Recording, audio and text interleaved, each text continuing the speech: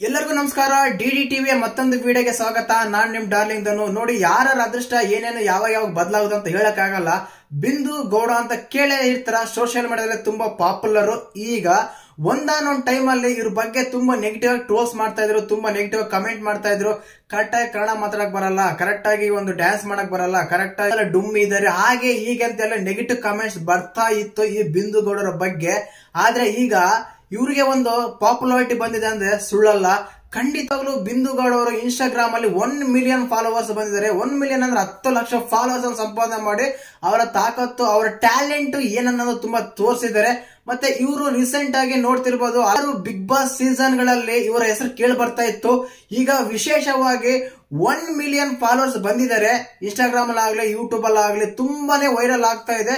Social ಮೀಡಿಯಾದಲ್ಲಿ ನೀವು ನೋಡ್ತಿರ್ಬೋದು, ಸ್ಟಾರ್ಟಿಂಗ್ ಅಲ್ಲಿ ಇವರೆಲ್ಲ ಮೋಟಿವೇಶನ್ ಡೈಲಾಗ್ ಅಲ್ಲಿ ಹೇಳ್ತಾ ಇದ್ರು.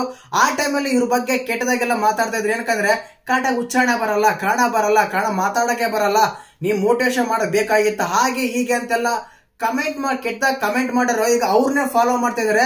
ಅವರು ರೀಲ್ಸ್ ಗಳ ಒಂದು ಸುರುಮಳೆನ ಸುರಿಸ್ತಾ ಇದಾರೆ ಅಂತ ಹೇಳ್ಬೋದು.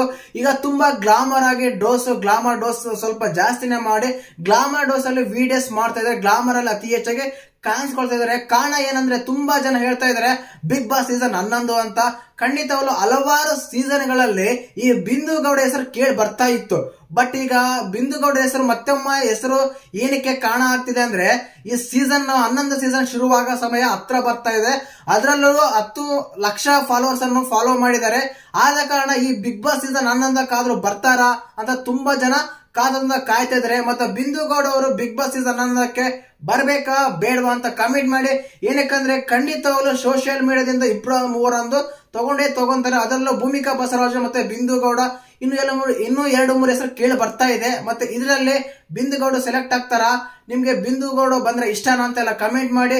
ನೋಡಿ, ಯಾವುದೇ ಒಂದು ಪ್ರಯತ್ನಕ್ಕೆ ಫಲ ಇದೆ ಅನ್ನೋದು ಕೇವಲ ಬಿಂದು ಗೌಡ ಅವ್ರು ನೋಡಿದ್ರೆ ಒಂದು ಎಕ್ಸಾಂಪಲ್ ತಗೋಬಹುದು. ಏನಕ್ಕಂದ್ರೆ ಸ್ಟಾರ್ಟಿಂಗ್ ಅಲ್ಲಿ ಎಲ್ಲ ನೆಗೆಟಿವ್ ಟ್ರೋಲ್ಸ್ ಮಾಡ್ತಾ ಇದ್ರು, ಇಲ್ಲ ಕೆಟ್ಟದಾಗ ಕಮೆಂಟ್ ಮಾಡ್ತಾ ಇದ್ರು.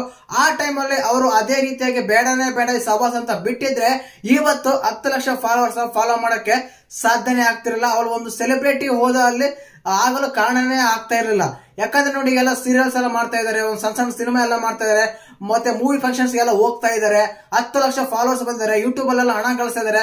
ರೀಲ್ಸ್ ಗಳಿಂದ ಲಕ್ಷ ದುಡ್ಡು ಗಳಿಸ್ತಾ ಇದಾರೆ ಈ ಬಿಂದು ಗೌಡ ಅವರು. ಕೇವಲ ರೀಲ್ಸ್ ಮಾಡಿ ಇಷ್ಟು ದುಡ್ಡು ಸಂಪಾದನೆ ಮಾಡೋದಂದ್ರೆ, 1 ಲಕ್ಷ ದುಡ್ಡು ಸಂಪಾದನೆ ಮಾಡೋದಂದ್ರೆ ಏನ್ ಕಡಿಮೆ ಅಲ್ಲ. ಯಾರಿಗೂ ಎಲ್ಲರೂ ಹೇಳ್ತೀವಿ, ಆದ್ರೆ ಮಾಡೋದು ತುಂಬಾ ಕಷ್ಟ.